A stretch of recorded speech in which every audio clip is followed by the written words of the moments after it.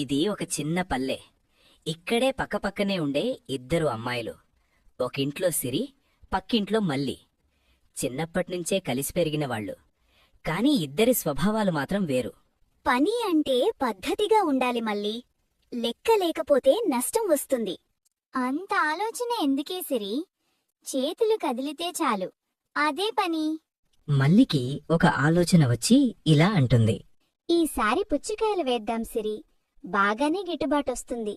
సరే, కాని ఇద్దరం సమానంగా పనిచేద్దాం. లాభం నష్టం రెండూ మనిద్దరి వాటే. ఇద్దరూ చేతులు కలిపి తమ తోటలో విత్తనాలు వేశారు. కొత్త ఆశలతో జీవితం వైపు అడుగువేశారు. రోజులు గడిచాయి. ఎండలో చెమటలో ఇద్దరూ కష్టపడ్డారు. కాని మాటల్లో కాస్త తేడా వచ్చింది. నేనే ఎక్కువ పని చేస్తున్నానని అనిపిస్తోంది సిరి.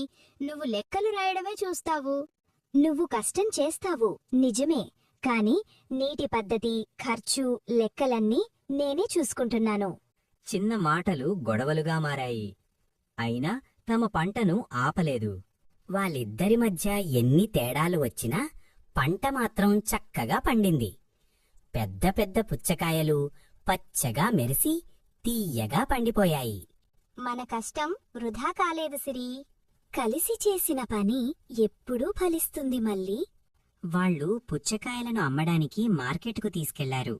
మార్కెట్కి వెళ్లి చూడగానే మార్కెట్ మొత్తం పుచ్చకాయలమ్ముతున్నారు. ఇంతమంది అమ్ముతున్నారు సిరి, మనవి ఎవరు కొనుక్కుంటారు?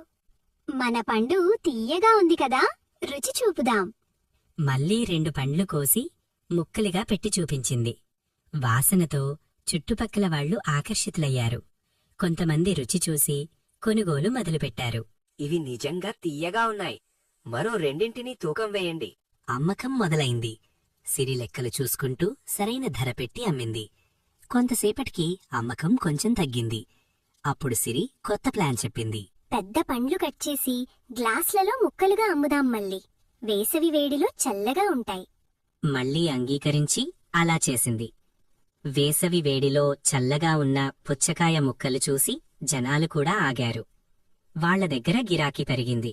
కొన్ని గంటల్లోనే వాళ్ల దగ్గర ఉన్న అన్ని పుచ్చకాయలు అమ్ముడుపోయాయి. లెక్క వేసుకుంటే మంచి లాభం వచ్చింది. సిరి, నీ ఆలోచన వల్లే ఇంత అమ్మకమయ్యింది. నీ కష్టం లేకపోతే ఆ ఆలోచన కూడా పనికిరాదే మళ్ళీ.